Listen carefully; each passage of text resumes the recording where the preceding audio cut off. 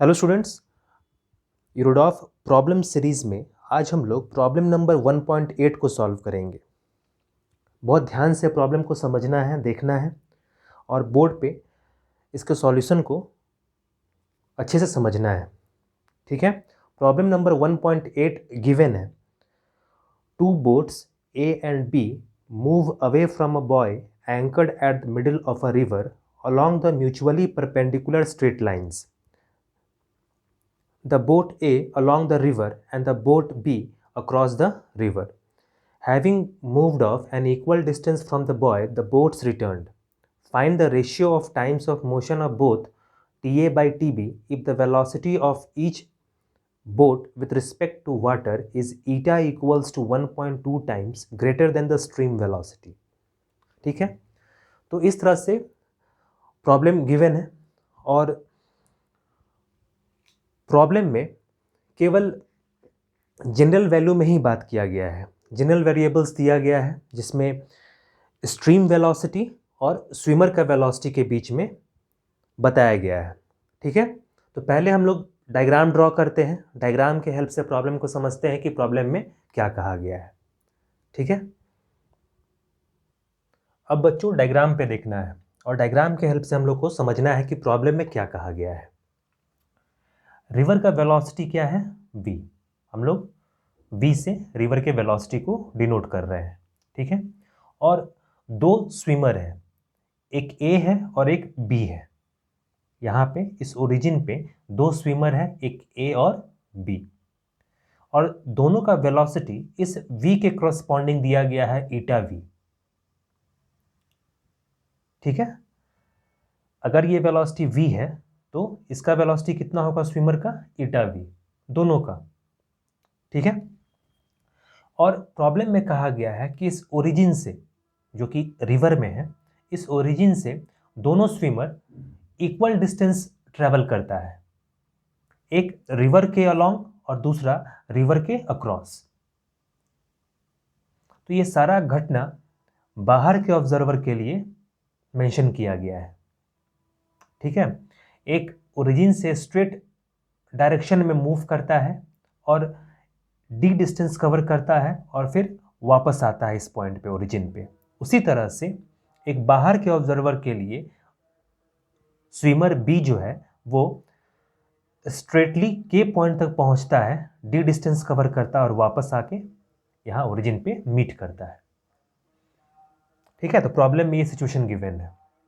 यहाँ एक बात ध्यान रखना होगा प्रॉब्लम को सॉल्व करने के लिए कि ये जो स्ट्रेट लाइन में जो डायरेक्शन दिखाई दे रहा है स्विमर बी के लिए, ये ओरिजिनली एंगल थीटा पे मूव करेगा, तब जाके ये स्ट्रेट डायरेक्शन में ये मूव करता हुआ दिखाई देगा। ऐसा इसलिए कि अगर ये स्ट्रेट इसी लाइन पे अगर मूव करता है तो इस रिवर वेलोसिटी के कारण, इस वेलोसिटी ऑफ रिवर के कारण ये ड्रैग होगा और के पॉइंट पे नहीं पहुंचेगा। ठीक है, तो मोशन स्ट्रेट लाइन होने के लिए इसको किसी एंगल थीटा पे प्रोसीड करना होगा, जिसके कारण इसका जो ईटा वी का जो कंपोनेंट है, एक कॉस थीटा और एक साइन थीटा, तो ये साइन थीटा वाला जो कंपोनेंट है इस v वाले कंपोनेंट को कैंसिल करेगा और केवल ये y वाले कंपोनेंट के साथ आगे बढ़ेगा। तो यहाँ पे हम लोग को ध्यान देना है इस बात को कि जो प्रॉब्लम मेंशन किया गया है ये एक ग्राउंड ऑब्जर्वर के लिए है, वो इन सारे घटना को देख रहा है। इसके लिए स्ट्रेट लाइन पाथ में कोई प्रॉब्लम नहीं है, एक डाउनस्ट्रीम मोशन के लिए और एक अपस्ट्रीम मोशन के लिए। और दूसरा स्विमर बी के लिए स्ट्रेट लाइन मोशन होने के लिए इसको किसी खास एंगल थीटा पे प्रोसीड करना होगा, ताकि ये ऑब्जर्वर जो बाहर ग्राउंड से देख रहा है उसके लिए ये स्ट्रेट लाइन मोशन हो। दोनों कितना डिस्टेंस कवर कर रहा है? डी डिस्टेंस, डी डिस्टेंस जाने में और डी डिस्टेंस आने में। वैसे ही स्विमर बी जो है वो भी डी डिस्टेंस जाने में और आने में कवर कर रहा है। प्रॉब्लम में ये गिवन है कि इसका टाइम ऑफ मोशन, टाइम जो दिया गया है, टोटल टाइम ऑफ मोशन को TA से डिनोट किया गया है। किससे डिनोट किया गया है? TA से।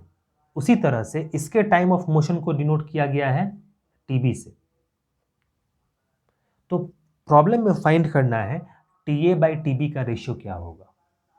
तो क्वेश्चन अब क्लियर होगा। हम लोग को TA/TB का रेशियो निकालना है। तो हम लोग प्रोसीड करते हैं।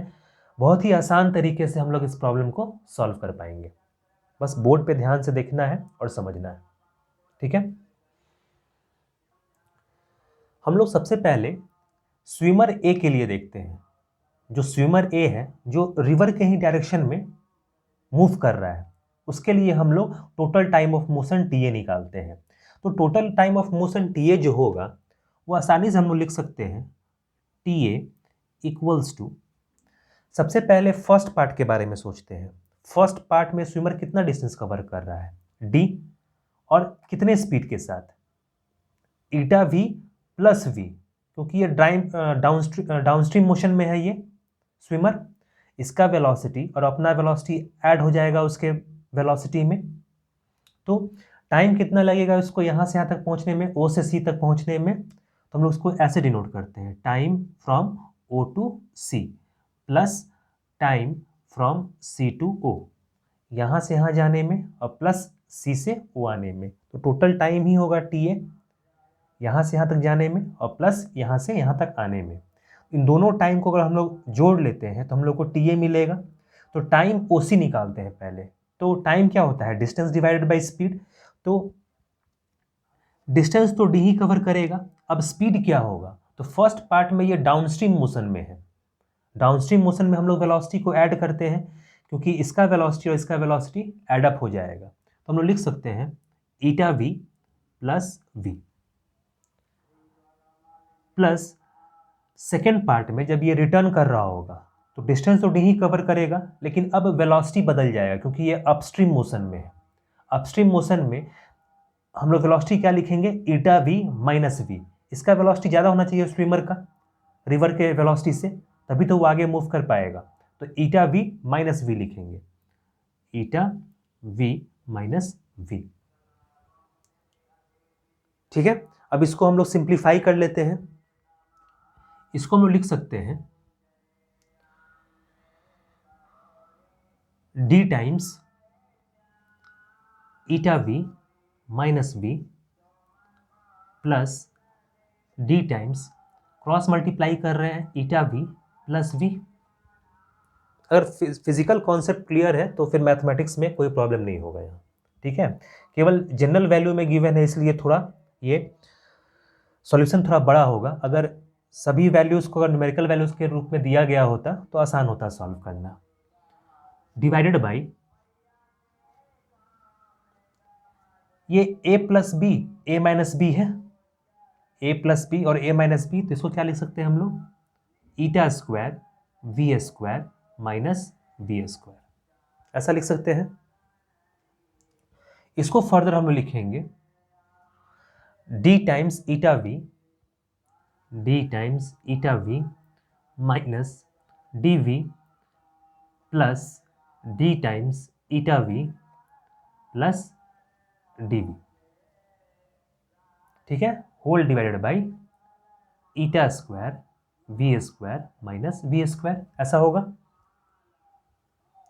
अब जो कैंसिल होने वाला टर्म्स है उसको कैंसिल आउट करते हैं, DV से यहाँ DV कैंसिल आउट हो जाएगा, और हम लिख सकते हैं D ईटा V यहाँ भी है, D ईटा V यहाँ भी है, तो ट्वाइस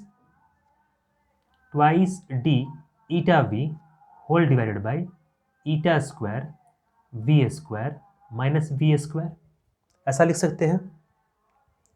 अब इसको और हम लोग सिंप्लीफाई कर सकते हैं। यहाँ से अगर हम लोग V कॉमन ले लें तो V से ये V कैंसिल आउट कर सकते हैं, एक V, तो इसको हम लोग फाइनली लिख सकते हैं that is equals to twice D eta divided by eta square V minus V, ऐसा लिखेंगे। क्योंकि हम लोग यहाँ से एक V अगर कॉमन ले लें तो उस V से इस V को कैंसिल आउट कर सकते हैं, लेकिन एक V यहाँ बचा रहेगा, तो ईटा स्क्वायर V माइनस V लिख सकते हैं। तो फर्स्ट पार्ट में बच्चों हम लोग निकाल पा रहे हैं कि फॉर ए के लिए, स्विमर ए के लिए टाइम कितना हो जाएगा, twice D eta divided by eta square V minus V। ये जनरल फॉर्मेट में हम लोग लिख सकते हैं कि time taken by swimmer A in total motion, यहाँ से यहाँ और यहाँ से यहाँ आने में, कितना हो जाएगा, twice D eta by eta square V minus B. अब हम लोग को पार्ट बी सॉल्व करना होगा। यहाँ से हम लोग को time of motion by taken by swimmer B निकालना होगा, यानी टी बी निकालना होगा। तो हम लोग सेकेंड पार्ट में चलते हैं और टी बी को सॉल्व करते हैं। पार्ट बी में स्विमर बी के लिए अगर उसके मोशन को स्ट्रेट लाइन में होना है तो कोई भी हॉरिजॉन्टल वेलोसिटी नहीं होना चाहिए, यानी जो ईटा वी जिस डायरेक्शन में ये प्रोसीड कर रहा है इसका केवल वर्टिकल कंपोनेंट होना चाहिए, क्योंकि ये किस डायरेक्शन में मूव कर रहा है, वाई डायरेक्शन में। अगर इसको वाई डायरेक्शन मान रहे हैं तो ये वाई डायरेक्शन में मूव कर रहा है, तो एक्स डायरेक्शन में तो कोई मोशन नहीं होना है। तो एक्स डायरेक्शन में अगर मोशन नहीं होना है तो उस डायरेक्शन में वेलोसिटी को भी नहीं होना होगा, यानी ईटा वी का जो साइन कंपोनेंट है वो इस वेलोसिटी से कैंसिल आउट होना चाहिए। यानी हम लोग लिख सकते हैं कि स्विमर बी का ईटा वी साइन थीटा ये हो गया एक्स कंपोनेंट का वेलोसिटी, ये बैलेंस हो जाएगा किससे, रिवर के वेलोसिटी से। ऐसा इसका वैल्यू इसके बराबर अगर हो जाए, क्योंकि इसका कंपोनेंट किधर मिलेगा, इस डायरेक्शन में, और इस डायरेक्शन में इसका वेलोसिटी है और रिवर का डायरेक्शन का वेलोसिटी इधर है, तो दोनों कैंसिल आउट हो जाएगा और ये वाई डायरेक्शन में आसानी से मूव कर पाएगा। तो यहाँ से हम लोग v से v कैंसिल आउट कर सकते हैं और साइन थीटा निकाल सकते हैं।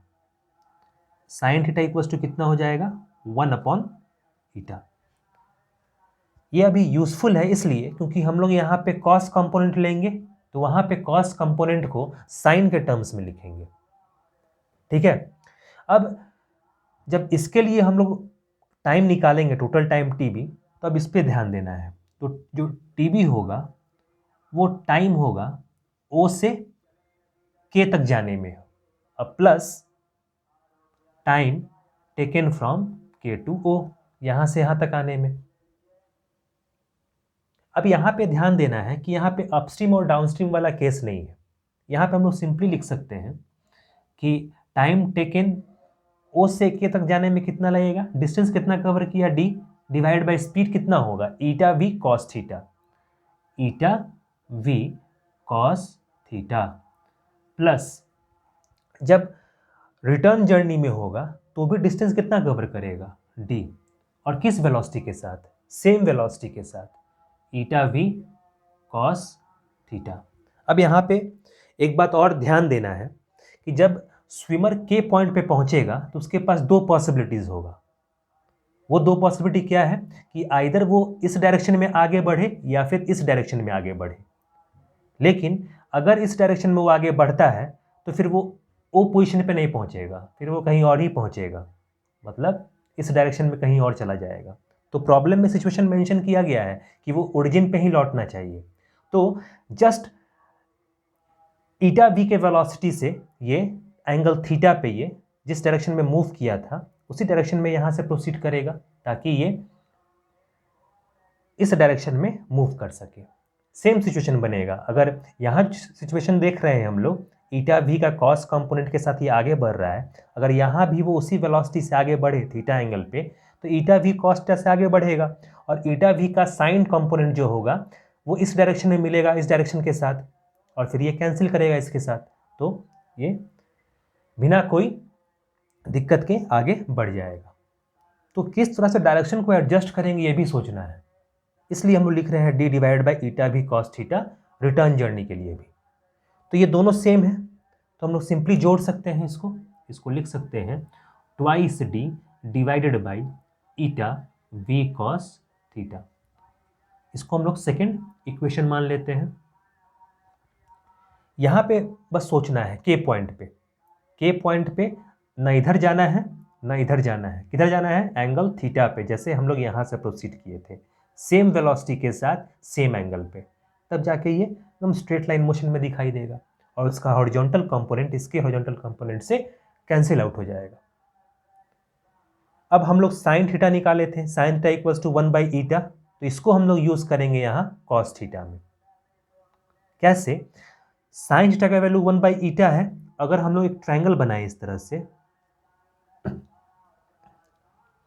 अगर हम लोग एक ट्रायंगल बनाएं, अगर हम लोग साइन थीटा के हेल्प से एक ट्रायंगल कंस्ट्रक्ट करें तो साइन थीटा क्या है, परपेंडिकुलर बाई हाइपोटेनस। इसका मतलब है इसको हम लोग 1 लिख सकते हैं, ये हो गया 1 और ये हो गया ईटा।